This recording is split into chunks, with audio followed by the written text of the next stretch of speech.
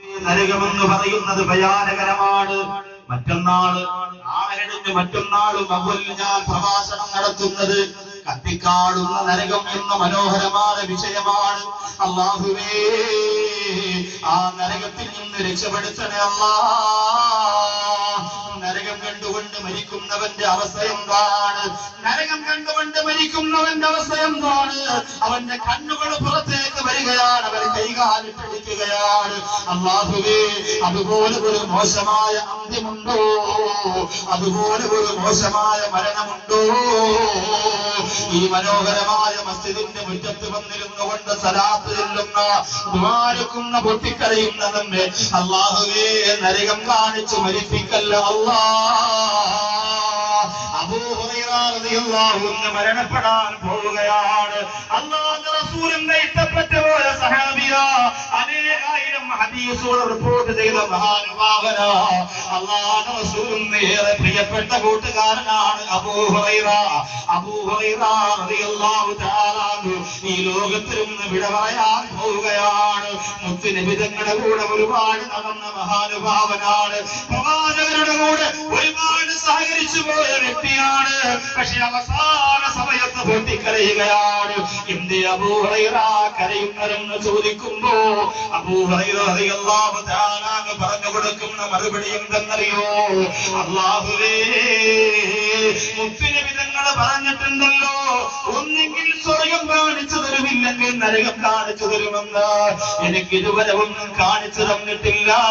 എനിക്ക് കാണിച്ചു തരുന്നത് നരകമായിരിക്കുമോ എന്ന് ചിന്തിച്ചുകൊണ്ട് എനിക്ക് പേടിയാവുകയാണെന്ന് ആരോ പറയുന്നത് അബൂ ഹുറൈറ. തർദിയത്ത് പറയാൻ മടി വിചാരിക്കണ്ട. നല്ലതുപോലെ റളിയല്ലാഹു അൻഹു എന്ന് പറഞ്ഞു എന്റെ പ്രിയപ്പെട്ട മുസ്ലിങ്ങള്. മഹാനായ അബൂ ഹുറൈറ, ആരാണ് അബൂ ഹുറൈറ? റസൂലിന് ഇഷ്ടപ്പെട്ടു പോയ മഹാനാണ്. പക്ഷേ അബൂ ഹുറൈറ റളിയല്ലാഹു തആല അൻഹു അത്ഭുതത്തോടെ പറയുകയാണ്, എനിക്ക് അല്ലാഹു നരകമെങ്ങാനും കാണിച്ചു തരുമോ എന്ന് ഭയന്നുകൊണ്ടാ കരയുന്നത്. നിസ്കരിക്കാൻ നേരമില്ലാതെ, ദിക്ർ ചൊല്ലാൻ നേരമില്ലാതെ, വീട്ടിന്റെ അകത്ത് അഴിച്ചു വെച്ചിരിക്കുന്ന അലമാരയുടെ അകത്തോട്ട് അഴിച്ചു വെച്ചിരിക്കുന്ന പരിശുദ്ധ ഖുർആൻ ഒന്ന് നിവർത്തി നോക്കാൻ നേരമില്ലാതെ നടക്കുന്ന പ്രിയപ്പെട്ട മുസ്ലിം പെങ്ങളെ, നിനക്ക് കഴിയുമോ സ്വർഗം കണ്ടുകൊണ്ട് മരിക്കാൻ? അന്യപുരുഷന്മാരെ കാണുന്ന വിധത്തില്, അവരാകർഷിക്കുന്ന വിധത്തില് തലമുടി പുറത്തു കാണിച്ചുകൊണ്ട് നടക്കുന്ന പെണ്ണേ, ചാഞ്ഞും ചരിഞ്ഞും നടക്കുന്ന പെണ്ണേ, അതേ മേക്കൽ കോട്ടയുടെ അകത്തകത്ത് കാമുകന്മാരെ കാത്തുകൊണ്ട് ചുണ്ട് ചുമപ്പിച്ചുകൊണ്ട് എന്തിനേറെ പിരിയമ്പരെ മടിച്ചു കിടന്നുകൊണ്ട് അഴിഞ്ഞാട്ടം നടത്തുന്ന പെണ്ണേ, നിന്റെ ശരീരത്തിന്റെ ഒരു ഭാഗത്ത് ഹൂറിന്റെ പർദ്ദ ഒട്ടിച്ചു വെച്ചത് കൊണ്ടായില്ല, ഞാൻ പർദ്ദയിടുന്നവളാണ് എന്ന് ആവേശത്തോടെ പറഞ്ഞത് കൊണ്ടായില്ല.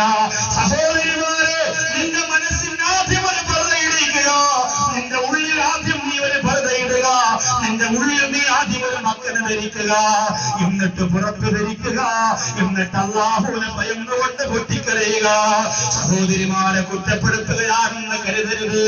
വേദനയോടുകൂടി പറയുകയാണ്, രക്ഷപ്പെടണമെന്നോട് വളരെ കുറഞ്ഞ സമയം മാത്രമേ നമുക്ക് അല്ലാഹു തന്നിട്ടുള്ളൂ. എത്രയോ സഹോദരിമാര് ഗർഭാശയ ക്യാൻസർ വന്ന് മരിക്കുകയാ, സ്തനാർബുദം വന്ന് മരിക്കുകയാ, മാരകമായ രോഗത്തിനടിപ്പെട്ടുകൊണ്ട് ഹോസ്പിറ്റലിൽ കിടന്നുകൊണ്ട് കൈകാലിട്ടടിക്കുകയാ. പെങ്ങളെ, അനുഭവത്തിലൂടെ പാഠം ഉൾക്കൊള്ളുക. ഒരുപാട് പിശാചിന്റെ ചിന്തകള് കാസർഗോഡ് കാഞ്ഞങ്ങാടിന്റെ പരിസരത്തുള്ള പെങ്ങള് ദൂരേക്ക് വലിച്ചെറിയുക. നമുക്കൊരു സർക്കസ് വേണ്ട, നമുക്കൊരു ഗാനമേള വേണ്ട, നമുക്കൊരു രക്തയക്ഷസ് വേണ്ട, നമുക്ക് അല്ലാഹുവിന്റെ ദീൻ മതി മോളെ. ഈ മനോഹരമായ മജ്‌ലിസിൽ പഠിച്ചു കൂടിയ ഈ സമയത്ത് പോലും വന്നുകൊണ്ടിരിക്കുന്ന നിലയില്ലാത്ത പ്രവാഹം പോലെ ഒരുമിച്ച് കൂടുന്ന മുസ്ലിമേ, അല്ലാഹു നിനക്ക് സ്വർഗം കാണിച്ചു തന്നുകൊണ്ട് മരിക്കോ. ഈ അമലുകളെ പടച്ചോന് വേണ്ടിയിട്ട് നിയ്യത്ത് ചെയ്യുക. അബൂ ഹുറൈറ റളിയല്ലാഹു അൻഹു അങ്ങനെ ചിന്തിച്ചുകൊണ്ട് മരണപ്പെട്ടു, സ്വർഗം കണ്ടു മരണപ്പെട്ടു. അബൂ ദർ ഗിഫാരി റളിയല്ലാഹു അൻഹു കൊള്ളക്കാരുടെയും പിടിച്ചുപണിക്കാരുടെയും നാട്ടിൽ നിന്ന് വന്ന് അള്ളാഹുവിന്റെ റസൂലിന്റെ അരികിൽ വന്ന് ഇസ്ലാം മതം സ്വീകരിച്ച മഹാനാണ് അബൂദർ ഗിഫാരി റളിയല്ലാഹു തആല. അദ്ദേഹത്തിന്റെ നാട്ടിൽ പിടിച്ചുപറിക്കാരും കൊള്ളക്കാരും മാത്രമേ ഉള്ളൂ. അവിടെ നിന്നും മുത്തുനബി സല്ലല്ലാഹു അലൈഹി വസല്ലം തങ്ങളുടെ അരികിലേക്ക് വന്നിട്ട് ഇസ്ലാമിനെ കുറിച്ച് പഠിച്ചിട്ട് അശ്ഹദു അല്ലാ ഇലാഹ ഇല്ലല്ലാഹ് വ അന്നക റസൂലുള്ളാഹ് എന്ന് പറഞ്ഞ് ഇസ്ലാം മതം സ്വീകരിച്ചു. അല്ലാഹുവിന്റെ റസൂൽ പറഞ്ഞു, അബൂ ഹുറൈറ, അബൂദർ ഗിഫാരി, നീ വളരെ ശ്രദ്ധിക്കണം, നിനക്ക് ഇച്ചിരി ആവേശം കൂടുതലാണ്. അതുകൊണ്ട് ഇസ്ലാമിന്റെ ശത്രുക്കൾക്കിടയിലേക്ക് പോയിട്ട് ഇപ്പോൾ നീ പ്രബോധനം നടത്തേണ്ട, അതിനൊരു പരിധി ഉണ്ടാവട്ടെ. പലരും കൊതിച്ചുപോയല്ലോ. അരയിൽ മുസ്ലിം മഹലിൽ മതപ്രസംഗം നടക്കുമ്പോൾ ഇതിന്റെ പരിസരത്തൊക്കെ ഉത്സവം നടക്കുകയാണ്. അതുകൊണ്ട് പോലീസ് സഹോദരങ്ങളും ഗവൺമെന്റും ഒക്കെ അത് മനസ്സിലാക്കിയിട്ട് ഒരു പ്രശ്നമുണ്ടാകാൻ പോകുന്ന ആ പ്രശ്നത്തെ നിങ്ങൾ പരിഹരിക്കണം എന്ന് 3 or 4 പേര് ഓലുകൊണ്ട് പാമ്പുണ്ടാക്കിയിട്ട് ഈ മഹലിൽ കൊണ്ടുവന്ന് കാണിച്ചു. ഓലപ്പാമ്പ് കാണിച്ചാൽ പേടിക്കുന്ന മടയന്മാർ പണ്ടായിരുന്നു. ചങ്കൂറ്റമുള്ള ആടപ്പമുള്ള ഇവിടെ വരുന്നത് നൗസാദ് ബാക്കവിയാണ്. ഹൈന്ദവ സഹോദരങ്ങളുടെ നോട്ടുമാല കഴുത്തിലേക്ക് ഏറ്റുവാങ്ങിയ, ഹൈന്ദവ സഹോദരങ്ങളുടെ മുത്തം കവളത്തേറ്റുവാങ്ങിയ, ശബരിമലയിലേക്ക് പോകുന്ന പ്രിയപ്പെട്ട സഹോദരങ്ങൾ പോലും തിരുവനന്തപുരം ജില്ലയുടെ ഹൈവേയുടെ ഭാഗത്ത് പ്രസംഗം നടക്കുമ്പോ വാഹനം നിർത്തിയിട്ടിട്ട് അയ്യപ്പ വിളി നിർത്തി വെച്ചിട്ട് പ്രസംഗം കേട്ടിട്ട് കൈതന്നുകൊണ്ട് മലയ്ക്ക് പോവാണ്, പ്രാർത്ഥിക്കണം എന്ന് പറഞ്ഞിട്ട് പോയ നൗസാദ് ബാക്കവിയാണ് ഇവിടെ വരുന്നതെന്ന് സംഘാടകർക്ക് നല്ലതുപോലെ അറിയാം. വേശ്യകൾ പോലും വായിക്കാത്ത വേസ്റ്റ് പത്രത്തിന്റെ മൂലയ്ക്ക് എഴുതി വെച്ചത് കൊണ്ട് ഇതൊന്ന് പൊട്ടിപ്പോകുമെന്ന് കരുതിയെങ്കിൽ ലോകത്തെ ഏറ്റവും വലിയ പത്രത്തിലടിച്ചാലും വിശ്വാസികൾക്കറിയാം ആരാണ് നൗസാദ് ബാക്കവി അല്ലേ. അല്ലാതെ തുണിയെടുക്കാത്തൊരു വായിക്കുന്ന വേസ്റ്റ് പത്രത്തിന്റെ അടിയിൽ എഴുതി വെച്ചാൽ പേടിക്കുമെന്ന് കരുതരുത് സഹോദര. ഇതെന്ത് ലോകമാണ്? കേരളം എന്ന് പറഞ്ഞ കാസർഗോഡ് ജില്ലയുടെ കാഞ്ഞങ്ങാട് മാറ്റണമല്ല. നിങ്ങൾ എന്താ അങ്ങനെ കരുതി പോയി? നോട്ട് കെട്ട് കുറച്ച് വരുമ്പോൾ നിങ്ങൾ കരുതും ഇത് മാത്രമാണ് ഫുള്ള് കേരളം എന്ന് വിചാരിച്ചു. കേരളം ഇച്ചിരി വിശാലമാണ്. ഒരുപാട് നന്മയും ഒരുപാട് മഹത്വങ്ങളുണ്ട്. കാസർഗോഡ് ജില്ലയിലെ 10,000 കേരളത്തിലെ 3 ലക്ഷം ജനങ്ങളാണ്. ആലുവ മണപ്പുറത്ത് നിങ്ങൾ പത്രത്തിലൂടെ വായിച്ചു കാണും. അതൊന്നും വായിക്കാൻ നമുക്ക് നേരമില്ല. ആലുവ മണപ്പുറത്ത് 3 ലക്ഷം പേരാണ് ഈ അത് ശ്രദ്ധിക്കാൻ വേണ്ടി ഒരുമിച്ച് കൂടിയത്. ആലോചിക്കണം, അങ്ങനെ ലക്ഷങ്ങളുണ്ട് കേരളത്തിൽ. മുഅ്മിനീങ്ങൾ, ഇസ്സത്തുള്ളവർ, ചുണക്കുട്ടന്മാർ, ആൺകുട്ടികൾ. അല്ലാതെ എന്റെ പ്രിയപ്പെട്ടവരെ, ഞാൻ നിങ്ങൾ മനസ്സിലാക്കുന്ന പോലെ വികൃതമല്ലാതില്ല ഇവിടെയുള്ള ഹൈന്ദവ സഹോദരങ്ങൾ. ഇന്നലെ ഞാൻ അങ്ങോട്ട് പോകുമ്പോൾ ഒരു ഹൈന്ദവ സഹോദരനാണ് വണ്ടി തിരിച്ചുവിട്ടുകൊണ്ടിരിക്കുന്നത്. കോട്ടെ പ്രശ്നങ്ങൾ ഉണ്ടാവാതിരിക്കാൻ യമാന വസ്തുവോ മനു യഥാ വസ്തു സഹാസ്തി, ഒരമ്മത്തെ മക്കളെ പോലെ ജീവിക്കണം എന്ന് പഠിപ്പിക്കുന്ന മതത്തിന്റെ അണികളാണ് ഇതര മതത്തിൽപ്പെട്ട സഹോദരങ്ങൾ. അത് നമ്മൾ മറന്നു പോകരുത് പ്രിയപ്പെട്ട സഹോദരങ്ങൾ. നമ്മൾ എപ്പോഴും നമ്മുടെ മനസ്സിന്റെ അകത്ത് ആ ഓർമ്മയുണ്ടായിരിക്കണം. എപ്പോഴും നമ്മുടെ മനസ്സിന്റെ അകത്ത് ആ ഓർമ്മയുണ്ടായിരിക്കണം. രാജരാജേശ്വരി നിന്റെ രാജാങ്കണം ആത്മീയമാമി പ്രപഞ്ചം എന്ന് പറയുന്ന ഹൈന്ദവ സഹോദരങ്ങൾക്ക് ഈ പ്രപഞ്ചത്തിൽ ഒരാളെയും രക്തം വീഴ്ത്തിയിട്ട് ജ്യൂസ് കുടിച്ചെങ്കിലേ സമാധാനം ഉണ്ടാകൂ എന്ന ചിന്ത മുസ്ലിങ്ങൾക്കില്ല. തിരിച്ചും അങ്ങനെ തന്നെയാണ്. അതുകൊണ്ട് ആരും അങ്ങനെ ചിന്തിക്കണ്ട. അല്ലാഹുവിന്റെ റസൂല് അബൂദർ ഗിഫാരി റളിയല്ലാഹു അൻഹു പറഞ്ഞു, നീ ഇപ്പോൾ അവിടെ പോയി അവരോട് നിന്നെ കുറിച്ച് പറയണ്ട. അവർക്ക് അതിനെ കുറിച്ച് അറിയില്ല. പക്ഷേ അബൂദർ ഗിഫാരി റളിയല്ലാഹു തആല അൻഹു പറയും, നബിയേ വല്ലദീ ബഅസക ബിൽ ഹഖി ലഅസുൽഹന്ന ബിഹാ ബൈന അൽഹുരി യാ റസൂലല്ലാഹ്. എനിക്ക് പേടിയില്ല നബിയേ, എനിക്ക് ഭയമില്ല നബിയേ, ഞാൻ പറയും നബിയേ എന്ന് പറഞ്ഞ ആവേശത്തോടെ ഇറങ്ങിപ്പോയ അബൂദർ ഗിഫാരി റളിയല്ലാഹു തആല അൻഹു. എന്റെ പ്രിയമുള്ളവരെ, ഒരുപാട് ചരിത്രമുണ്ട് അബൂദർ ഗിഫാരിയെ കുറിച്ച്. ഞാനിത് പറയുന്നതെന്തിനെന്നറിയോ? ബഹുമാനപ്പെട്ടവരുടെ റൂഹ് പിടിക്കാൻ അസ്റായീൽ അലൈഹിസ്സലാത്തു വസ്സലാം വന്ന രംഗമെന്ന് പറയാൻ വേണ്ടിയിട്ടാണ്.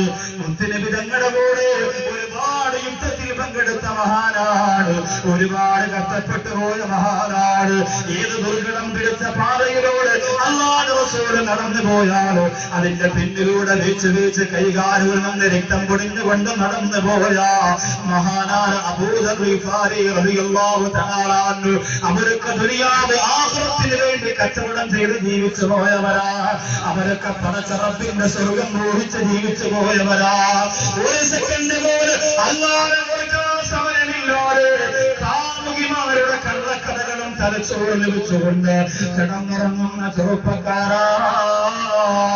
യൂട്യൂബിലൂടെ മണിക്കൂറുകളോളം തരുണീമണികളോട് സംവദിക്കുന്ന, സംസാരിക്കുന്ന, ഫേസ്ബുക്കിലൂടെ പെൺകുട്ടികളോട് ടാഗ് ചെയ്യുന്ന, അവർക്ക് മെസ്സേജ് അയക്കുന്ന, അവർക്ക് ചുംബനം തന്റെ വിരൽത്തുണ്ടുകൊണ്ട് അക്ഷരങ്ങളിലൂടെ സമ്മാനിക്കുന്ന എന്റെ പ്രിയപ്പെട്ട വില കുറഞ്ഞ സംസ്കാരത്തിന്റെ ഉടമകളായ സഹോദരങ്ങൾ പഠിച്ചുകൊള്ളുക. എന്റെ ചിന്ത റബ്ബിനാണ്, എന്റെ യാത്ര റബ്ബിനാണ്, എന്റെ സംഭാഷണം റബ്ബിനാണ്, എന്റെ ജീവിതം റബ്ബിനാണ് എന്ന് തീരുമാനിച്ചുകൊണ്ട് ജീവിച്ച അബൂദർ ഗിഫാരി റളിയല്ലാഹു തആല അൻഹു ഇരിക്കുന്ന സദസ്സിൽ ഒരിക്കൽ അല്ലാഹു റസൂൽ പറഞ്ഞതെന്തെന്നറിയുമോ? നിങ്ങളിൽ ഒരാള് ഒറ്റപ്പെട്ട് മരണപ്പെടുമെന്ന് നബിയുനാ മുഹമ്മദ് മുസ്തഫ. നിങ്ങളിൽ ഒരാള് മരുഭൂമിയിൽ സഹചാരികളില്ലാതെ, സഹപാഠികളില്ലാതെ, സഹാബികളില്ലാതെ, കൂട്ടുകാരില്ലാതെ ഒറ്റപ്പെട്ട് മരിക്കുമെന്ന് മുഹമ്മദ് മുസ്തഫ റസൂൽ പറഞ്ഞാൽ പിന്നെ എങ്ങനെയല്ലേ സംഭവിക്കൂടൂ? ഇന്ന് ചില വ്യക്തികൾക്ക് ലഭിതങ്ങൾ പറഞ്ഞതിനെ കുറിച്ച് ആശങ്കകളുണ്ട്. അല്ലാഹുവിന്റെ റസൂൽ സാധാരണ മനുഷ്യനാണെന്ന് പറയുന്നുണ്ട്.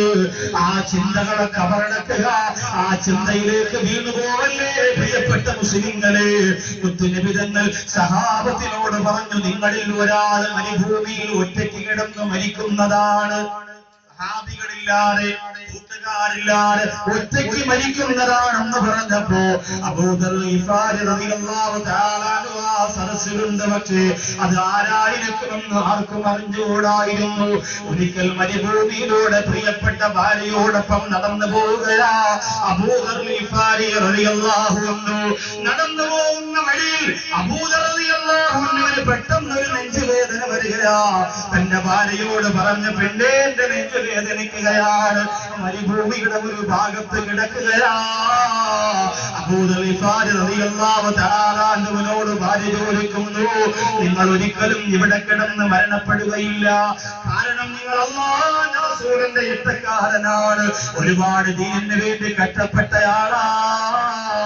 അതുകൊണ്ട് 10,000കണക്കിന് സഹാബികൾ നിങ്ങളുടെ മുമ്പ് നിൽക്കുമ്പോഴല്ലാതെ അസ്രായീൽ വരൂലെന്ന് പറഞ്ഞപ്പോ അബൂദർ റളിയല്ലാഹു തആല പറഞ്ഞു, പിന്നെ ഒരുപാട് ദിവസങ്ങൾക്ക് മുമ്പ് അല്ലാഹുവിന്റെ റസൂൽ പറഞ്ഞ ഒരു കാര്യം ഞാൻ ഓർത്തു പോവുകയാണ്.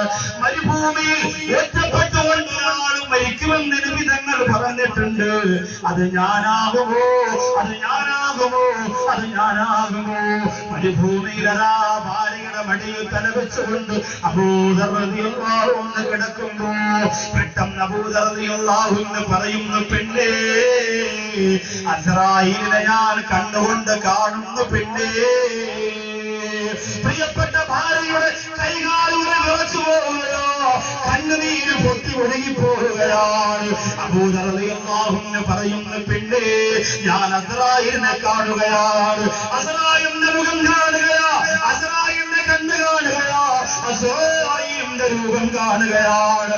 കാണണ്ടേ കാനങ്ങാട്ടുകാരെ, അതിൽ നിസ്കരിക്കണം പോലെ, അല്ലാഹുവിന്റെ ഖുർആൻ ഓതണം പോലെ, പടച്ചോനെ ഭയന്ന് ജീവിക്കണം പോലെ. അബൂദർ റളിയല്ലാഹു അൻഹു എത്രയോ ദീനിന് വേണ്ടി കഷ്ടപ്പെട്ടയാളാ.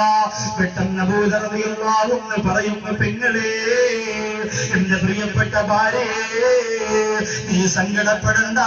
അല്ലാഹുവിന് വേണ്ടി കഷ്ടപ്പെട്ടതിന്റെ പേരില്, നബിതങ്ങളുടെ കൂടെ വീർപ്പൊടുക്കിയതിന്റെ പേരില്, ഒരുപാട് ത്യാഗം ചെയ്തതിന്റെ പേരില് എനിക്ക് അല്ലാഹു സ്വർഗം കാണിച്ചു തരുന്നുണ്ട്. പെങ്ങളെ ആ സ്വർഗത്തിന്റെ കണ്ടുകൊണ്ട് എനിക്ക് കാണാൻ കഴിയുന്നുണ്ട്, സ്വർഗത്തിന്റെ പൂർണ്ണങ്ങളെ കാണുന്നുണ്ട്, സ്വർഗത്തിന്റെ അരികിൽ മിന്നികൾ കാണുന്നുണ്ട്. സ്വർഗത്തിന്റെ പുത്തനായ മനോഹരമായ ഭംഗി ഞാൻ ആസ്വദിക്കുന്നുണ്ട് എന്ന് പറഞ്ഞിട്ടാണ് അബൂ ദർ റളിയല്ലാഹു അൻഹു മരണപ്പെട്ടു പോയത്. എന്റെ പ്രിയമുള്ള സഹോദര, പടച്ചോന്റെ ദീനിന് വേണ്ടി കഷ്ടപ്പെടുമ്പോ ആ കഷ്ടപ്പാടിന് പകരം അല്ലാഹു നമുക്ക് സ്വർഗം കാണിച്ചു തരട്ടെ. എത്രയോ മഹാന്മാര് പുഞ്ചിരിച്ചുകൊണ്ട് മരണപ്പെട്ടു പോയവരാ. അവരുടെ കൂട്ടത്തിൽ അല്ലാഹ് നമുക്ക് ഉൾപ്പെടാനുള്ള ഭാഗ്യം തരണ റബ്ബേ.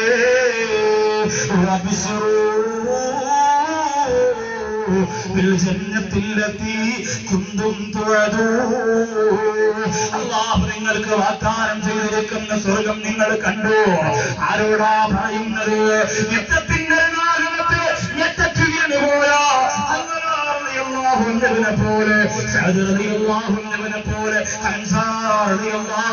പോലെയുള്ള രക്തസാക്ഷികളോട് അല്ലാഹു അങ്ങനെ പറയുന്നു. ദീനിന് വേണ്ടി ത്യാഗം ചെയ്തവരോട് അല്ലാഹു പറയുന്നു. ഒരു വഖ്ത് പോലും ഒഴിവാക്കാതെ നിസ്കരിച്ചവരോട് അല്ലാഹു പറയുന്നു. സമയത്ത് ഉറക്കമിടുന്നിട്ട് അല്ലാഹുവിന് വേണ്ടി തണുപ്പുള്ള രാത്രിയിൽ ഉടുത്തുകൊണ്ട് തഹജ്ജുദ് നിസ്കരിച്ച ശിബ്ലി ഇമാം റളിയല്ലാഹു അൻഹുവിനെ പോലെയുള്ളവരോട് അല്ലാഹു പറയുന്നു. സ്വന്തം കൈകൾ കൊണ്ട് ഖബർ കുഴിച്ചിട്ട് ആ ഖബറിന്റെ അകത്തിറങ്ങിയിരുന്നു കൊണ്ട് ഖുർആൻ ഓതി തീർത്ത നഫീസത്തുൽ മിസ്രിയ റളിയല്ലാഹു അൻഹയെ പോലെയുള്ളവരോട് അല്ലാഹു പറയുന്നു. കാമുകന്മാർക്ക് വേണ്ടി ഫോൺ കോൾ മാറ്റിവെക്കുന്ന, അന്യപുരുഷന്മാർക്ക് വേണ്ടി മോഡൽ ഉണ്ടാക്കി വെക്കുന്ന, സഹോദരിമാർക്ക് വേണ്ടി ജീവിതം മാറ്റിവെക്കുന്ന, ഹറാമ് ചെയ്യാനും ഹറാമ് തിന്നാനും ഹറാമ് കുടിക്കാനും ഹറാമ് ചിന്തിക്കാൻ സമയം ചെലവെടുക്കുന്ന ചെറുപ്പക്കാരാ, നീ എന്ത് കണ്ടു മരിക്കും മോരെ? എന്ത് കണ്ടു മരിക്കും മോരെ? സ്വർണം കണ്ടു മരിക്കണമെങ്കിൽ അല്ലാഹുവിന്റെ പൊരുത്തത്തിലേക്ക് യാത്ര ചെയ്യണം ചെറുപ്പക്കാരാ. അല്ലാഹു തൗഫീഖ് തരട്ടെ. രണ്ട് ഭയമായി. ഒന്ന്, അസ്റായീൽ അലൈഹിസ്സലാത്തു വസ്സലാമിനെ നേരിട്ട് കാണാൻ. രണ്ട്, അവൻ ചെയ്തു പോയ തിന്മകൾക്ക് പകരം, അവൾ ചെയ്തു പോയ തെമ്മാടിത്തരങ്ങൾക്ക് പകരം അല്ലാഹു കാണിച്ചു കൊടുക്കുന്ന നരകം. ഇത് രണ്ടും അവന് കണ്ടുകൊണ്ട് കാണേണ്ടി വരും. മൂന്നാമത്, ഒരു മരിക്കാൻ കിടക്കുന്ന മനുഷ്യന് മൂന്നാമതുള്ള കൊടുക്കുന്ന ഭയം മരണവേദനയാണ്. റൂഹ് ഊരിയെടുക്കുമ്പോഴുള്ള ഏറ്റവും വലിയ വേദന. ജീവൻ നഷ്ടപ്പെടാൻ ഏറ്റവും പ്രയാസം മനുഷ്യന്റെ ജീവൻ. ഒരു കോഴിയെ ഈ ഹൽക്കിന്റെ ഭാഗത്ത് കടാര വെച്ചിങ്ങനെ അറുത്തു മാറ്റിയാൽ കോഴിയുടെ കാര്യം കഴിഞ്ഞു. ഏറ്റവും വലിയ പ്രയാസമാണ് മനുഷ്യൻ മരിക്കാൻ. ജീവികളിൽ റൂഹ് പിരിയുന്നതിൽ ഏറ്റവും ബുദ്ധിമുട്ടുള്ള ഒരു ജീവി അറിയോ?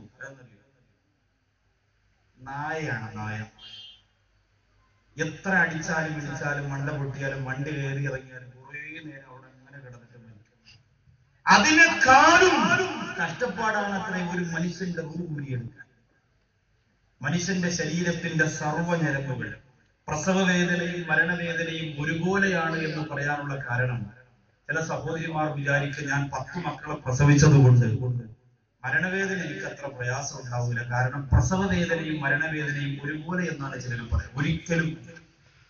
ഉമ്മമാർക്ക് മഹത്വമുണ്ട്. നാളെ ഉപ്പള, ഏത് സ്ഥലമാണ്? കൊടിയമ്മ അല്ലേ? കൊടിയമ്മ എന്ന് പറയുന്ന സ്ഥലത്ത് ഉമ്മയെ അറിയുക എന്ന പുതിയ വിഷയമാണ് ചർച്ച ചെയ്യുന്നത്.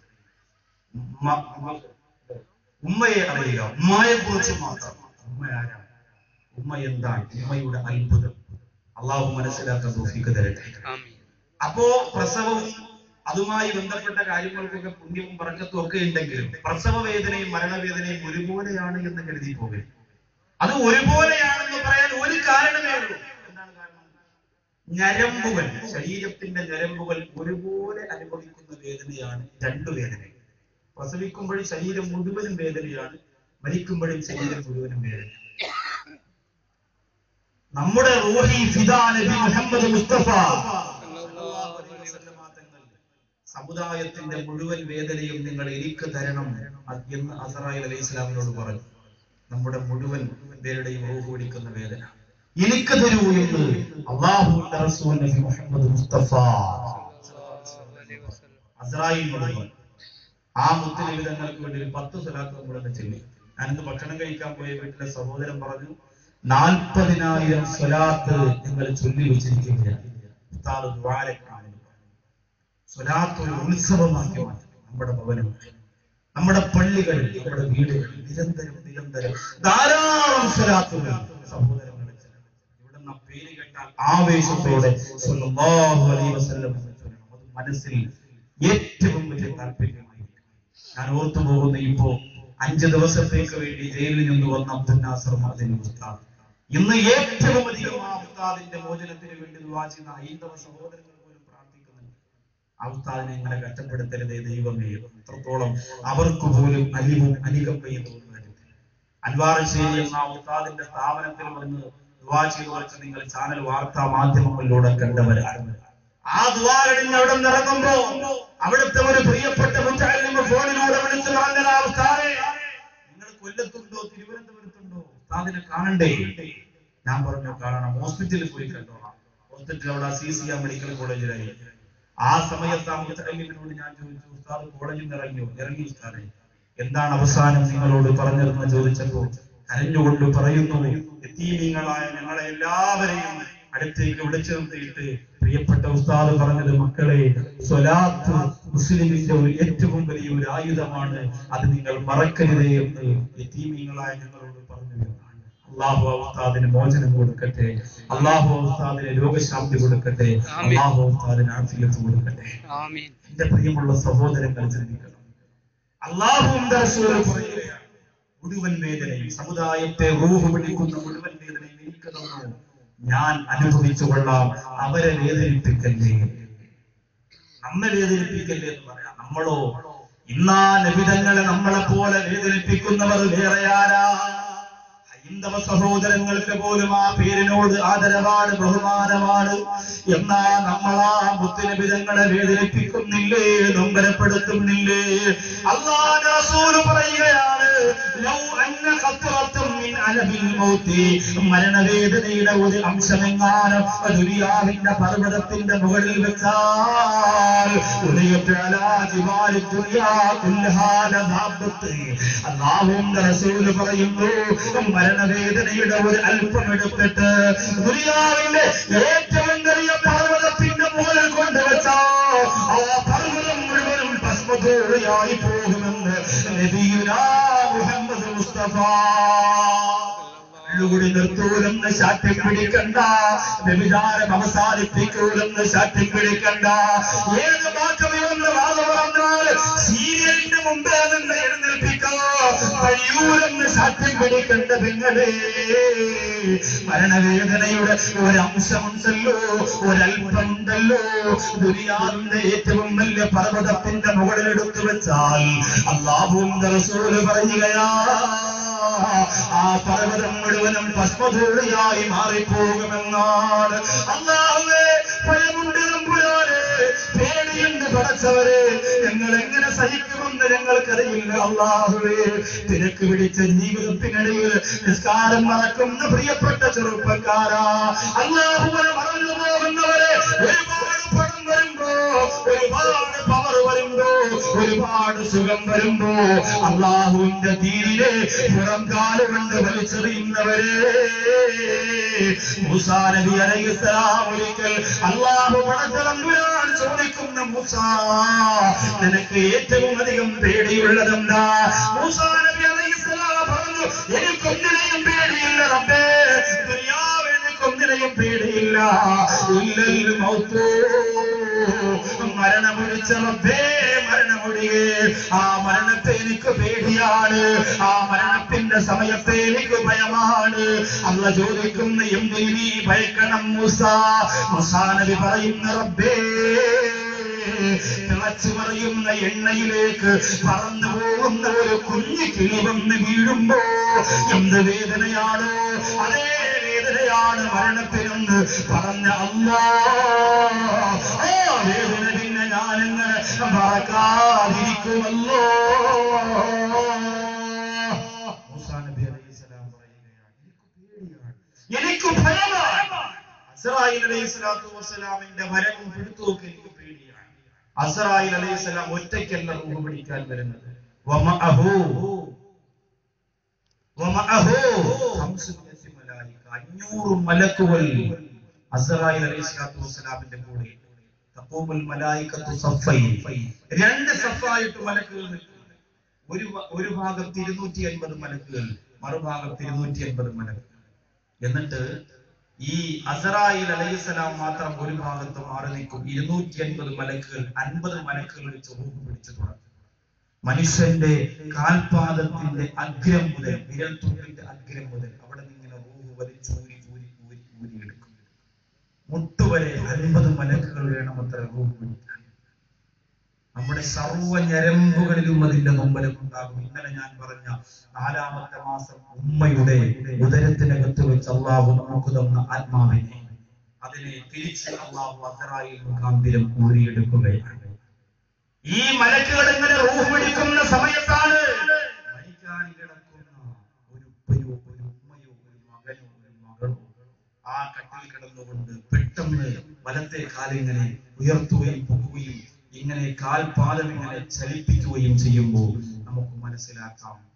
ആ സമയത്താണ് ചില ആൾക്കാർ കാലിന്റെ അടിഭാഗം ഇങ്ങനെ തേച്ച് പിടിപ്പിച്ചു കൊടുക്കും. അതിലൊന്നും കാര്യമില്ല, ഇതിലൊന്നും ഒരു കാര്യമില്ല. അത് പിടിച്ച് മുട്ടുവരെ എത്തുന്നു. വേദന കൊണ്ട് ഇങ്ങനെ പുളയുന്ന സമയത്ത് അസ്റായീൽ ഈ മനുഷ്യന്റെ അടുത്തേക്ക് വന്നിട്ട് അവന്റെ മുഖത്തേക്ക് നോക്കിയിട്ട് പറയും, വേദനയുണ്ട്. കരഞ്ഞുകൊണ്ട് ആ മയ്യത്ത് പറയുമത്രേ, മരിക്കാൻ പോകുന്ന ആള് പറയുമത്രേ, എനിക്ക് ഭയമാവുകയാണ്. അസ്റായീൽ പറയും, നീ ഭയപ്പെടണം, നീ പേടിക്കണം. അല്ലാഹുവിന്റെ പള്ളിയിലെ ബാങ്ക് നിനക്ക് പ്രശ്നമല്ല.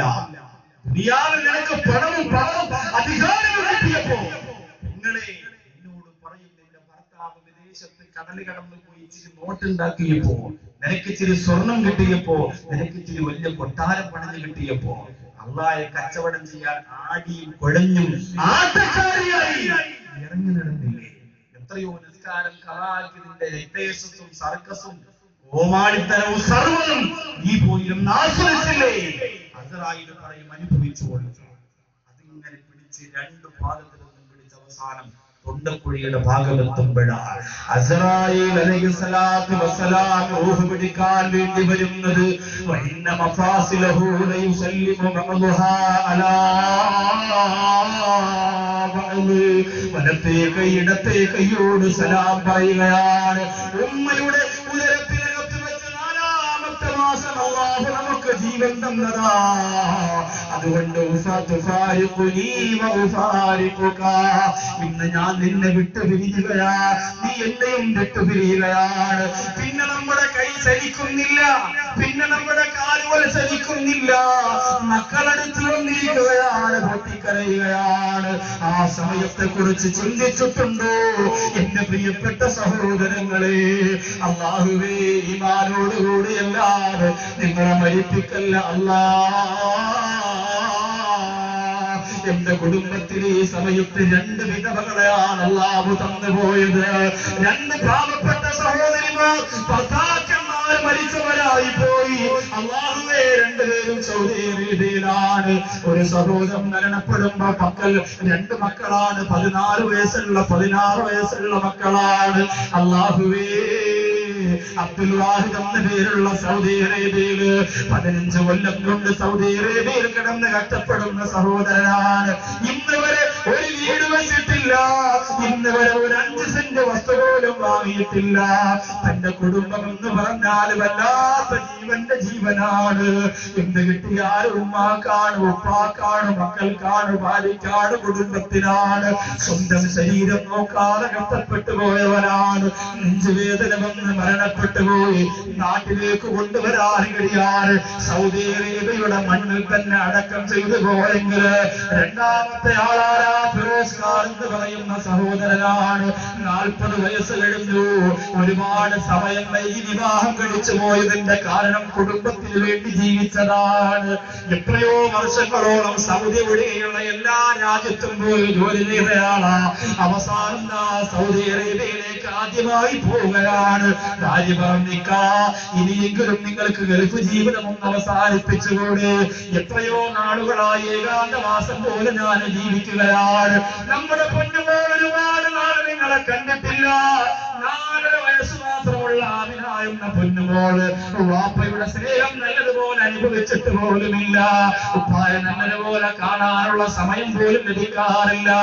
അത് പറഞ്ഞപ്പോ പ്രിയപ്പെട്ട ഫിറോസ് ഖാൻ എന്ന സഹോദരൻ പറഞ്ഞത്, പിന്നെ ഗൾഫുകാരന് സൗദി അറേബ്യ എന്ന് പറയുന്നത് ഒരു സ്വർഗമാണ്. അല്ലാഹുവേ, അവിടെ കിടന്ന് വിയർപ്പൊഴുക്കി കഷ്ടപ്പെടുന്നവരെ നീ സഹായിക്കണേ അല്ലാ. ഈ വിനീതന്റെ വേദനിക്കുന്ന ഗൾഫുകാരൻ എന്ന കാസറ്റ് എത്രയോ പ്രവാസികളായ കാസർഗോഡ് ജില്ലയിലെ സഹോദരങ്ങളെ കണ്ടതാ, അവരുടെ ഭാര്യമാരെ കണ്ടതാ, അവരുടെ മക്കള് കണ്ടതാ. അല്ലാഹുവേ, വിദേശ രാജ്യത്ത് കിടന്ന് എല്ലുമറിയ പണിയെടുക്കുന്ന പാവപ്പെട്ട ഗൾഫുകാരൻ നീ സാന്ത്വനിപ്പിക്കണേ അല്ലാ. അവിടെ കിടന്ന് കഷ്ടപ്പെടുമ്പോ അവരോട് നന്ദിയേട് കാണിച്ചുകൊണ്ട് അന്യപുരുഷന്മാർക്ക് കിടക്കറ ഒരുക്കി കൊടുക്കുന്ന പിശാചിന്റെ ചിന്ത ഞങ്ങളുടെ സഹോദരിമാർക്ക് ഒരിക്കലും കൊടുക്കല്ല അല്ലാ. ആ സഹോദരൻ പറഞ്ഞു, പെണ്ണെ എനിക്ക് ഉംറ ചെയ്യണം പെണ്ണെ, 2 കൊല്ലം ഞാനൊന്ന് പോയി നിൽക്കട്ടെ, വരുന്നതിന് മുമ്പ് അല്ലാഹുവിന്റെ പരിശുദ്ധ ഹറം ശരീഫിലേക്കൊന്ന് കാണണം പെണ്ണെ, മദീനയുടെ മാണിക്യത്തിന്റെ തിരുഹദറത്തിൽ നിന്ന് പോകണം പെണ്ണെ. 20 കൊല്ലത്തോളമായി വിദേശ രാജ്യത്ത് കഷ്ടപ്പെടുന്ന എനിക്കതിനൊരു അവസരം അല്ലാഹു തരാൻ വേണ്ടി പോവാണെന്ന് പറഞ്ഞ് പോയി 3 മാസം കഴിഞ്ഞതേ ഉള്ളൂ. അപകടത്തിൽപ്പെട്ട് വഴിയിൽ വെച്ച് റോഡിൽ വെച്ച് വാഹനം കത്തിയിട്ട് സുബ്ഹാനല്ലാഹ്, ആ സഹോദരന്റെ ശരീരം 4.5 വയസ്സുള്ള പൊന്നുമോൾക്ക് ഒന്ന് കാണാനുള്ള ഭാഗ്യം പോലും കിട്ടിയില്ല. അതും സൗദി അറേബ്യയിൽ തന്നെ അടക്കം ചെയ്ത്. പ്രിയപ്പെട്ടവരെ, ഈ മനോഹരമായ സദസ്സിൽ വന്നിരിക്കുന്ന പെങ്ങളെ, അസ്രായേലിന് എപ്പോഴും കടന്നു വരാ അനുവാദം ചോദിക്കണ്ടല്ലോ. നമ്മുടെ പുഞ്ചിരി കണ്ട് തിരിച്ചു പോകുമല്ലോ. എന്റെ കുഞ്ഞിനെ ഞാനൊന്ന് കണ്ടോട്ടെ, എന്റെ ഭർത്താവിനെ ഞാനൊന്ന് കണ്ടോട്ടെ, എന്റെ ഉമ്മാക്ക് ഞാനൊന്ന് മുത്തം കൊടുത്തോട്ടെ. അസ്രായേലിനോട് പറയാൻ കഴിയില്ല. 3 മക്കളുടെ പിതാവ് തിരുവനന്തപുരം എയർപോർട്ടിൽ വന്നിറങ്ങി. ആ മക്കള് സ്വീകരിക്കാമെന്ന് വാരിപ്പണമെന്ന് മുത്തം കൊടുത്ത് വാഹനത്തിനോട് തിരുവനന്തപുരത്തിന്റെ ഹൃദയഭാഗമായ കഴക്കൂട്ടമെന്ന് പറയുന്ന സ്ഥലത്ത് വെച്ച് ടിപ്പർ ലോറിയുമായി കൂട്ടിമുട്ടി. വെളുപ്പാ സമയത്ത് 3:30 മണിയുടെ സമയത്ത് ആ റോഡിൽ കിടന്ന് പിടഞ്ഞു മരിച്ചില്ലേ. 4 കൊല്ലത്തിന് ശേഷം മക്കളെ കാണാമെന്ന ഉപ്പാക്ക് ഇസ്രായേലിനോട് പറയാൻ പറ്റുമോ, ഞാൻ എന്റെ മക്കളെ ഒന്ന് കണ്ടോട്ടെ, ഒരു ദിവസം ഞാൻ അവരോടൊത്തൊന്ന് ജീവിച്ചോട്ടെ. 10 കൊല്ലം ഗൾഫിലായിരുന്നു, എന്റെ ഉമ്മാക്ക് ഞാനൊന്ന് മുത്തം കൊടുക്കട്ടെ. പറയാൻ കഴിയില്ല, ഒരാൾക്കും പറയാൻ കഴിയില്ല, ഒരാൾക്കും അവതരിപ്പിക്കാൻ കഴിയില്ല. ഭീകര യുഗത്തോടെ പറഞ്ഞിറങ്ങുന്നു അസ്വലാമിന്റെ മുമ്പില് നിന്നുകൊടുത്തേ പറ്റൂ എന്റെ പ്രിയപ്പെട്ട സഹോദരങ്ങളെ.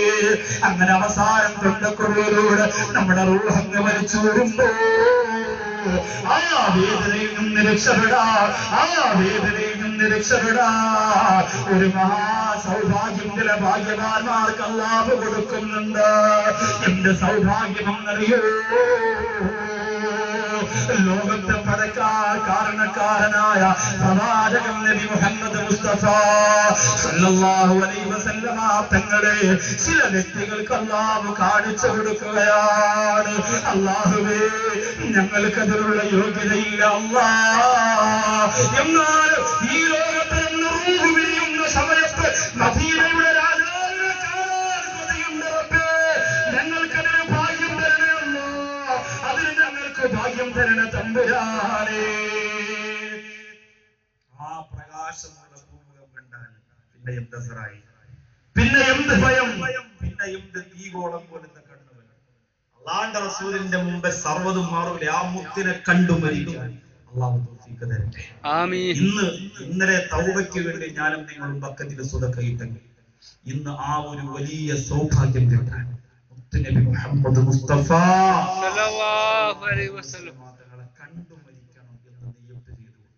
അതിന് ഈ പ്രസിഡന്റ് പറഞ്ഞതുപോലെ ഒരു വലിയ പിരിവെന്തായാലും ഞാൻ അവിടെ നടത്തില്ല, മറിച്ച് 2 മിനിറ്റ് കൊണ്ട് കിട്ടുന്ന ഒരു വലിയ അതായിരിക്കും.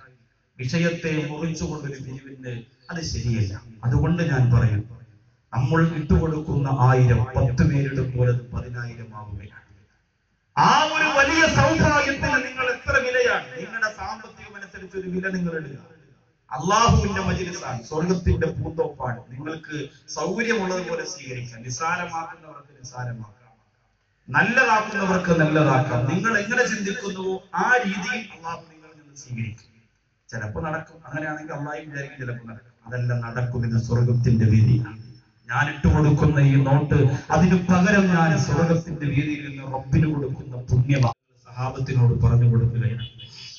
ഒരു പ്രവാചകർ ബനി ഇസ്രായേൽ, ഒരു പ്രവാചകൻ മരണവേദനയെ കുറിച്ച് പറഞ്ഞു കൊടുത്തിട്ട് ഒരാൾ പോലും അംഗീകരിക്കുന്നില്ല. അവര് പറയുന്നു, ഞങ്ങൾ മരണവേദനയെ കുറിച്ച് നിങ്ങൾ പറയുന്നത് വിശ്വസിക്കൂല. അസ്രായേൽ വരും, റൂഹ് പിടിക്കും, നൊമ്പരമുണ്ടാകും, വേദനയുണ്ടാകും എന്നൊന്നും പറഞ്ഞാൽ ഞങ്ങൾ വിശ്വസിക്കൂല. ചില ആൾക്കാർ എങ്ങനെയാണ്, നമുക്കിടയിലും ഉണ്ടാകും ചില വ്യക്തികൾ, അതൊന്നും അവർ അംഗീകരിക്കുകയില്ല. കുറച്ച് ബുദ്ധിയും ശക്തിയും ഒക്കെ കൂടിയതുകൊണ്ട് ഇന്ന് അള്ളാഹുവിന്റെ ദീനിലൂടെ, ലാപ്ടോപ്പിലൂടെ അള്ളാഹുവിന്റെ ദീൻ പഠിക്കുന്ന ചില ചെറുപ്പക്കാർ ഇസ്ലാമിനെ കുറിച്ച് അറിയാൻ നെറ്റ് ഉപയോഗപ്പെടുത്തുന്നു. നെറ്റിലൂടെ പഠിക്കാൻ ധാരാളം കാര്യങ്ങളുണ്ട്. പക്ഷേ അത് ഏതെങ്കിലും ഏഴാമൂലികൾ എവിടെ നിന്നെങ്കിലും എഴുതിവിടുന്നതല്ല ഇസ്ലാമിന്. എന്റെ പ്രിയപ്പെട്ട സഹോദരങ്ങൾ മനസ്സിലാക്കണം. യുവസുഹൃത്തുക്കളൊക്കെ ഇന്ന് ആ രീതിയിൽ വലിയ കഴിവുള്ളവരാണ്. പക്ഷെ അത് ദുരുപയോഗം ചെയ്യരുത്. ഉപയോഗപ്പെടുത്തുന്നത് നല്ലതാണ്. ലോകത്തുള്ള അത്ഭുത സത്യങ്ങളെ കണ്ടെത്താൻ ഉപയോഗപ്പെടുത്തുന്നത് നല്ലതാണ്. ഇപ്പൊ ഞാന് ചിന്തിക്കാൻ സമയമായി എന്ന ഒരു പുതിയ വിഷയം തയ്യാറാക്കി കഴിഞ്ഞു. ലോകത്ത് നടന്നിട്ടുള്ള സർവ്വ ഭൂകമ്പങ്ങളും ഭൂമികുലുക്കങ്ങളും പേമാരികളും ദുരന്തങ്ങളും ദുരിതങ്ങളും നെറ്റിലൂടെ ഒന്ന് പരതിയാൽ ഇങ്ങനെ ക്രമമായി അത് പഠിക്കാനും മനസ്സിലാക്കാനും അതിന്റെ എണ്ണവും അതിന്റെ വലിപ്പവും അതിന്റെ ആഴവും തിരിച്ചറിയാൻ പരിശോധിച്ച് നോക്കുന്നത് നല്ലതാണ്. അല്ലാതെ എന്ത് ചെയ്യാൻ പാടില്ല, അതിനെ ദുരുപയോഗപ്പെടുത്താൻ പാടില്ല. അപ്പൊ ഈ ജനങ്ങൾ പറഞ്ഞു, ഞങ്ങൾ വിശ്വസിക്കൂല, ഒരിക്കലും ഞങ്ങൾ വിശ്വസിക്കൂല, മരണത്തിന്റെ വേദനയെ കുറിച്ച് ഞങ്ങൾ വിശ്വസിക്കൂല. ആ പ്രവാചകർ പറഞ്ഞു, നിങ്ങൾ വിശ്വസിക്കണമെങ്കിൽ ഞാൻ എന്ത് ചെയ്യണം? അവര് പറഞ്ഞു, ഞങ്ങൾക്ക് നേരിട്ട് അനുഭവിച്ചവരാണ് പറയണം. മരിച്ചുപോയവരാരെങ്കിലും തിരിച്ചു എന്ന് പറയൂല. ചില സ്ഥലത്തൊക്കെ മരണപ്പെട്ടു പോയവരെ മരണം നല്ലതുപോലെ ഉറപ്പാക്കാതെ മരിച്ചു എന്ന് പറയുന്നവരുണ്ട്. അത് ചിലപ്പോൾ പൊതിഞ്ഞൂട്ടിനൊക്കെ എഴുതിയിട്ട് സംസാരിക്കും. മരണം നല്ലതുപോലെ ഉറപ്പാക്കണമെന്ന റൂഹ് പിരിയുന്നതിന് മുമ്പ് തന്നെ ചിലപ്പോ റൂഹ് പിരിഞ്ഞതുപോലെ ചില ശരീരങ്ങൾ ഇങ്ങനെ കിടക്കും. ഇപ്പോ സിനിമാ നടൻ തിലകൻ എന്ന് പറയുന്ന സിനിമാ നടൻ തിരുവനന്തപുരം കിംസ് ഹോസ്പിറ്റലിനകത്ത് യഥാർത്ഥ മരണം സ്ഥിരീകരിക്കുന്നതിന് മുമ്പേ ഒരു ദിവസം മുമ്പേ മരിച്ചു എന്നാണ് അവിടുത്തെ ഡോക്ടർമാർ പറഞ്ഞത്.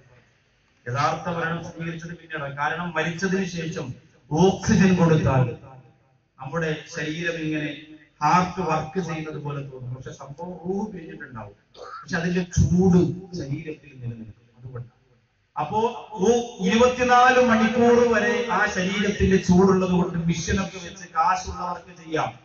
ഒന്നുകൂടി ഉപ്പായെ 2-3 മണിക്കൂർ കൂടി ശ്വാസം ഉള്ളതുപോലെ തോന്നിപ്പിക്കാൻ സാധിക്കും. റൂഹ് പിരിഞ്ഞതിന് ശേഷം അത് ശരീരത്തിൽ ആ ആത്മാവ് നിലനിന്നതിന്റെ ചൂടാണ്. അതുകൊണ്ട് മാത്രം സാധിക്കും. അപ്പൊ മരണം ഉറപ്പായതിനു ശേഷമേ നമ്മൾ മറ്റുള്ളവരോട് പറയാനും അടക്കാനും അതുമായി ബന്ധപ്പെട്ട കാര്യങ്ങളൊക്കെ ചെയ്യാനും പാടുള്ളൂ. പോട്ടെ, ബനി ഇസ്രായേൽ പ്രവാചകനോട് പറഞ്ഞു, ഞങ്ങൾ വിശ്വസിക്കണമെങ്കിൽ മരണവേദന അനുഭവിച്ചവർ നമ്മളോട് പറഞ്ഞു തരണം. ആ സമയത്ത് അല്ലാഹുവിന്റെ റസൂൽ പറയുകയാണ്, ആ പ്രവാചകൻ ജനങ്ങളോട് പറഞ്ഞു, എന്നാൽ നിങ്ങളെ ഞാൻ ഖബറിന്റെ അരികിലേക്ക് കൂട്ടിക്കൊണ്ടു പോവുകയാണ്. ബനി ഇസ്രായേൽ അല്ലെങ്കിലും അങ്ങനെയാണ്. എല്ലാ മറക്കടമുഷ്ടിക്കാരാണ്. അതേ എന്ത് പറഞ്ഞാലും മനസ്സിലാക്കാൻ ബുദ്ധി കൊണ്ട് വിശദീകരണം ആവശ്യപ്പെടുന്നവരാണ്. അല്ലാഹുവിന് ഏറ്റവും ഇഷ്ടം പറഞ്ഞവരാണ് ബനി ഇസ്രായേൽ. വേറൊന്നും കൊണ്ടല്ല, പ്രവാചകന്മാരെ കൊല്ലാൻ. മൂസാ നബി അലൈഹി സ്വലാത്തു വസ്സലാമിന്റെ ചരിത്രം തന്നെ പരിശോധിച്ചാൽ ഒരുപാട് അങ്ങനെ സ്വഭാവമുള്ള ചില ആൾക്കാരുണ്ടാവും. എന്ത് പറഞ്ഞാലും മറുപടി, എന്ത് പറഞ്ഞാലും അങ്ങനെ. ഒരു സഹോദരനോട് ചോദിച്ചത്, പിന്നെ തുമ്മിയാൽ അങ്ങനെ തുമ്മിയാൽ അൽഹംദുലില്ലാഹ് പറയണമല്ലോ, എന്നാൽ മൂക്കിൽ ഈർക്കിൽ കയറ്റിയിട്ട് തുമ്മിയാൽ അൽഹംദുലില്ലാഹ് പറയണോ? ഇതൊരു ചോദ്യമാണ്. നിങ്ങൾ ആലോചിച്ച്, ഒരാൾ തുമ്മിയാൽ അൽഹംദുലില്ലാഹ് എന്ന് പറയണം, അൽഹംദുലില്ലാഹ്. എന്നാൽ ഇത് സ്വമേധയ ഉണ്ടായ തുമ്മലല്ലോ. ഒരാൾ ഒരു ഈർക്കിലെടുത്തിട്ട് അങ്ങനെ തുമ്മിയാൽ അൽഹംദുലില്ലാഹ് പറയണം എന്ന് മറുപടി കൊടുക്കും. ബുഖാരി മുസ്ലിം എടുത്ത് നോക്കിയാൽ പറയാൻ പറ്റുമോ? എന്ത് മറുപടി കൊടുക്കും? ആ സഹോദരനോട് ചോദിക്കണം, വൈദ്യശാലയിൽ പോയാൽ വയറിളക്കത്തിനുള്ള മരുന്ന് കിട്ടും. ആ മരുന്ന് വാങ്ങി കുടിച്ചാൽ സാധാരണ മലമൂത്ര വിസർജനം ചെയ്താൽ കഴിയുമെന്ന് ചോദിക്കും. അപ്പൊ പറഞ്ഞു കഴിയും. അങ്ങനെയാണെങ്കിൽ വൈദ്യശാലയിൽ പോയി വയറിളക്കത്തിനുള്ള മരുന്ന് വാങ്ങിച്ചു കുടിച്ചിട്ട് സംഭവം നടന്നാൽ കഴിവും. അങ്ങനെ കഴിവുമെങ്കിൽ തുമ്മുമ്പോ അലഹംദുലില്ലാ ഏത് രീതിയിൽ തുമ്മിയാലും, നീ ഉണ്ടാക്കിയതായാലും നിന്റെ ആപ്പ ഉണ്ടാക്കിയതാണെങ്കിലും തുമ്മി അലഹംദുലില്ലാ പറഞ്ഞു. അങ്ങനെയാണ് ഒരു സഹോദരൻ പറഞ്ഞത്. ഒരാൾ സുബഹിയുടെ സമയത്ത് ടവറിന്റെ മണ്ടയ്ക്ക്, മൊബൈൽ ടവർ ഉണ്ടല്ലോ, അതിന്റെ ഏറ്റവും മുകളിൽ കയറി താഴെ ഇറങ്ങിയാൽ സുബഹി നഷ്ടപ്പെടും. അവിടെയാണെങ്കിൽ നിസ്കരിക്കാനുള്ള സൗകര്യമില്ല. അവന് നിസ്കാരം നിർബന്ധമുണ്ട്. അവന് നിസ്കാരം നിർബന്ധമില്ല. എന്താ കാരണം? അവന് നിസ്കാരം നിർബന്ധമില്ലാത്തതിന്റെ കാരണം കൊണ്ടല്ല. ഈ തണുപ്പുള്ള സമയത്ത് തലയ്ക്ക് ലെവലുള്ള ആരെങ്കിലും ഇതിനെ മണ്ടയ്ക്ക് പങ്കാളിക്കും. അപ്പൊ എവന് ബുദ്ധിയില്ലാത്തതുകൊണ്ടല്ലേ കയറിയത്. ബുദ്ധിയില്ലാത്തവർക്ക് നിസ്കാരം നിർബന്ധമില്ല. ഭ്രാന്തന്മാർക്ക് നിസ്കാരം നിർബന്ധമില്ല. അപ്പോ എവന് ബുദ്ധി ഉണ്ടെങ്കിൽ അവൻ ഒരിക്കലും ഈ ടവറിന്റെ മണ്ടയ്ക്ക് കയറൂല. ബുദ്ധിയില്ലാത്തത് കൊണ്ടാണ് കയറിയത്. അപ്പൊ ഇങ്ങനെയുള്ള ചില കുരുട്ട് ചോദ്യങ്ങൾ. ഒരു സഹോദരി ചോദിച്ചത്, ഇവിടെ ഇരിക്കുമ്പോൾ സീരിയൽ കാണാമോ എന്നാണ്. ഭർത്താവ് മരിച്ച് 4 മാസം 10 ദിവസം ഇല്ല. ആ സഹോദരി അതിന്റെ അടിയിൽ എഴുതിയിരിക്കുന്നു MP, കത്തിന്റെ അടിയിലാണ്. ഞാൻ ഇവിടെ ഇരിക്കുമ്പോൾ കാണുന്നത് ഇരുന്ന റൂമിൽ ഇരുന്ന് വാതിലിന്റെ ഇടയിലൂടെയാണ് കാണുന്നത്. അത് ഹലാലാണോ? നമ്മളൊക്കെ അവർക്ക് വേണ്ടി ഒരുപാട് കഷ്ടപ്പെട്ടവരില്ല. പക്ഷെ 1-2 സഹോദരിമാർ നിറകണ്ണുകളോടെ കുറച്ച് കത്തുകളിലൂടെ എഴുതി കൊടുത്തത് വാരക്കണം എന്ന് പറഞ്ഞു. അതിലേറ്റവും കൂടുതൽ ഞാൻ കാണുന്നത് ഭാര്യമാരോട് സ്നേഹക്കുറവുള്ള ഭർത്താക്കന്മാരെ കുറിച്ച്. അത് കാസർഗോഡ് ജില്ലയിൽ ഇച്ചിരി കൂടുതലാണ്. വേറൊന്നും കൊണ്ടല്ല, നിങ്ങളെ കുറ്റപ്പെടുത്തിയതല്ല. ഒരു 10-20 വയസ്സാകുമ്പോ ഒരു സുന്ദരിയായ പെണ്ണിനെ പോയി നിക്കാഹ് കഴിച്ചു. 1 വർഷം ആവേശത്തോടു കൂടി കൊണ്ടു നടക്കും. ബീച്ചിലും പാർക്കിലും അവിടെയും ഇവിടെയും കൊണ്ടു നടന്ന് സോളിച്ചവന്ന് മൊബൈലിൽ വിളിക്കുമ്പോ തന്നെ അറിയാം, അല്ലേ? മൊബൈലിൽ വിളിക്കുമ്പോ തന്നെ അറിയാം പിന്നെ കാണാൻ രസമാണ്, തട്ടമിട്ട് വന്നാൽ എന്ത് ചന്തമാണ്, നല്ല പാട്ടൊക്കെ ഇട്ട്. അപ്പൊ ഭാര്യ ഭർത്താവ് കരളെ ഭയങ്കര സ്നേഹമാണ്. പക്ഷെ ഇതെല്ലാം കഴിഞ്ഞ് 1 വർഷം കഴിയുമ്പോൾ പിന്നെ അവന് ഈ പെണ്ണിനോടൊരു ആവേശമില്ല. പെണ്ണാണെങ്കിലോ എന്റെ ഭർത്താവ് രാത്രി നേരത്തെ വന്നിരുന്നെങ്കിൽ, എന്റെ ഭർത്താവ് എന്നോട് അരമണിക്കൂർ എന്ന് സംസാരിച്ചിരുന്നെങ്കിൽ, എന്റെ ഭർത്താവ് എന്നോട് സുഖമാണോ എന്ന് ചോദിച്ചിരുന്നെങ്കിൽ, നീ ഭക്ഷണം കഴിച്ചോ എന്ന് ചോദിച്ചിരുന്നു, ഇതൊക്കെ കേൾക്കാൻ വേണ്ടി കാത്തിരിക്കും. അവൻ രാത്രി ഇങ്ങോട്ട് വന്നാൽ മക്കളൊക്കെ ഉറങ്ങിയോ, നീ ഭക്ഷണം കഴിച്ചിട്ടില്ല, കഴിച്ചു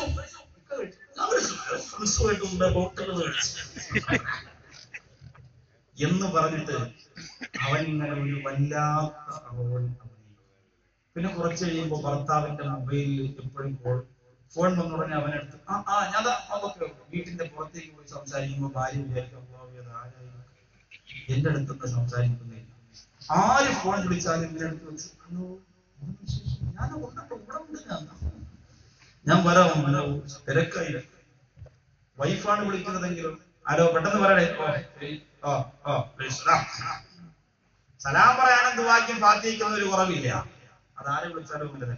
പക്ഷേ സഹോദരങ്ങളെ, ബന്ധങ്ങൾ വേറുപെട്ടു പോകുന്ന ഒരവസ്ഥ. പണവും പവറും വികാരവും ആഡംബരവും കൂടുമ്പോൾ മറന്നു പോകരുത് നിന്റെ വീട്ടിനകത്തുള്ള പ്രിയപ്പെട്ട ഭാര്യ. അതുകൊണ്ടാണ് വ്യഭിചാരം അധികരിക്കുന്നത്, അതുകൊണ്ടാണ് ഒളിച്ചോട്ടം അധികരിക്കുന്നത്, അതുകൊണ്ടാണ് പായോടുകൂടി, കിടന്ന പായോടുകൂടി സഹോദരിമാർ ഒളിച്ചോടി എന്ന് പത്രത്തിൽ വായിക്കേണ്ട ഗതികേട് വരുന്നത്. കല്യാണം കഴിഞ്ഞ് 1 വർഷം കഴിഞ്ഞ് ആവേശം തീരുമ്പോൾ കളഞ്ഞിട്ട് പിന്നെ നിനക്ക് തോന്നിയതുപോലെ വേറെ സുന്ദരികളെ തിരക്കി പോകുന്ന ഒരു സ്വഭാവം ഈ സമുദായത്തിന്റെ സഹോദരങ്ങൾക്ക് വന്നുപോയത് കൊണ്ടാണ്. അതുകൊണ്ട് മർക്കടമുഷ്ടി അവസാനിപ്പിക്കണം. ആ മർക്കടമുഷ്ടിയുടെ രാജാക്കന്മാരായിരുന്നു ഇസ്രായേൽ ഉണ്ടായിരുന്നത്. അവര് പറഞ്ഞു, ഞങ്ങൾ വിശ്വസിക്കൂല, ഞങ്ങൾ വിശ്വസിക്കണമെങ്കിൽ ഞങ്ങൾക്ക് കാണിച്ചു തരണമെന്ന് പറയുമ്പോൾ ആ പ്രവാചകൻ അവരെയും കൊണ്ട് 100 കണക്കിന് കബറാളികളെ അടക്കം ചെയ്യപ്പെട്ടിരിക്കുന്ന കബറിനരികിലേക്ക് ചെല്ലുകയാണ്. അവിടെ ചെന്നിട്ട് ദുആ ചെയ്യുകയാണ്. 2 റകഅത്ത് നിസ്കരിച്ചിട്ട് ആ പ്രവാചകൻ ദുആ ചെയ്യുകയാണ്. അല്ലാഹുമ്മ ഉഖ്റുജ് ലനാ ബഅദൽ അംവാത് ഹത്താ യുഖ്ബിറനാ അനിൽ മൗത്ത്, ഹത്താ യുഖ്ബിറനാ അനിൽ മൗത്ത്. അല്ലാഹുവേ മരണപ്പെട്ടു പോയ ചിലര് ഖബറിനകത്തിരുന്ന് പുറത്തു കൊണ്ടുവരണേ അല്ലാഹ്. അവര് നമ്മളോട് മരണത്തെ കുറിച്ച് പറഞ്ഞു തരണേ അല്ലാഹ്. ഖബർ കണ്ടാൽ ഭയപ്പെടുന്നവരെ, ഖബറിന്റെ അരികിൽ പോയാൽ അത്ഭുതപ്പെടുന്നവരെ, ഖബറിന്റെ അടുത്ത് പോയാൽ പ്രയാസം അനുഭവിക്കുന്നവരെ പഠിച്ചുകൊള്ളുക, പഠിച്ചുകൊള്ളുക. ആ പ്രവാചകൻ ദുആ ചെയ്തു, മരണപ്പെട്ടു പോയ ആരെങ്കിലും അല്ലാഹ് നീ പുറത്തു കൊണ്ടുവരണേ അല്ലാഹ്. എന്നിട്ട് അവര് മരണവേദനയെ കുറിച്ച് ജനങ്ങളോട് പറഞ്ഞു കൊടുക്കണേ അല്ലാഹ്. ആ പ്രവാചകൻ ദുആ ചെയ്ത് കഴിഞ്ഞപ്പോ ഇത് ഒരു ഖബറിന്റെ അകത്തിരുന്ന ഒരു മനുഷ്യനെന്ന് എഴുന്നേൽക്കുകയാ. അല്ലാഹുവേ ഉയരം കൂടിയ മനുഷ്യൻ ഖബറിന്റെ അകത്തിരുന്ന് എഴുന്നേൽക്കുകയാണ്. എഴുന്നേറ്റുകൊണ്ട് അയാൾ ചോദിക്കുന്നു, യാ ഉലായി നാറത്തു ഇലയ്യാ, എന്തിനാണ് നിങ്ങൾ എന്നെ എഴുന്നേൽപ്പിച്ചത്? എന്റെ ഖബറിൽ നിന്ന് നശിച്ച ദുനിയാവിന്റെ പുറത്തേക്ക് എന്നെ എന്തിനാണ് കൊണ്ടുവന്നതെന്ന് ചോദിക്കുമ്പോൾ എഴുന്നേൽപ്പിച്ച പ്രവാചകൻ ആ ജനങ്ങളുടെ മുഖത്ത് നോക്കിയിട്ട് ആ മയ്യത്തിനോട് പറയുകയാണ്, ഇവർക്ക് നിന്റെ മരണത്തെ കുറിച്ചൊന്ന് പറഞ്ഞു കൊടുക്കുക. ഇവര് മരണത്തിന്റെ സത്യത്തെ അംഗീകരിക്കുന്നില്ല, അസ്റായീലിന്റെ വരവിനെ ഇവര് ഭയപ്പെടുന്നില്ല. അതുകൊണ്ടൊന്ന് പറഞ്ഞു കൊടുക്കുക. പറഞ്ഞപ്പോ ഖബറിൽ നിന്ന് എഴുന്നേറ്റ് വന്ന മനുഷ്യൻ പറയുകയാ,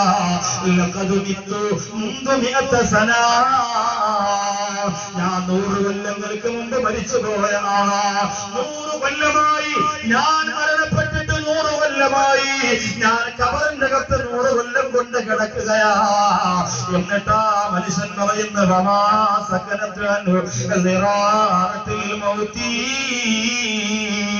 അസ്റായീൽ വന്ന് അവസാന റൂഹ് വിളിക്കുന്ന വേദനയുണ്ടല്ലോ, ആ വേദന 100 കൊല്ലം കഴിഞ്ഞിട്ട് പോലും എന്റെ തൊണ്ടക്കുടിന്ന് പോയിട്ടില്ല. അല്ലാഹുവേ ആ പ്രവാചകനെ ഖബറിന്റെ അകത്തിരുന്ന് എഴുന്നേൽപ്പിച്ച മനുഷ്യൻ പറയുകയാണ്, അസ്റായീൽ എന്ന റൂഹ് പിടിച്ചല്ലോ, ആ റൂഹ് പിടിച്ചതിന്റെ വേദനയുണ്ടല്ലോ, ആ ഭയമുണ്ടല്ലോ, ആ നമ്പരമുണ്ടല്ലോ, 100 കൊല്ലം കഴിഞ്ഞിട്ട് പോലും എന്റെ തൊള്ളക്കുടിന്ന് പോയിട്ടില്ല.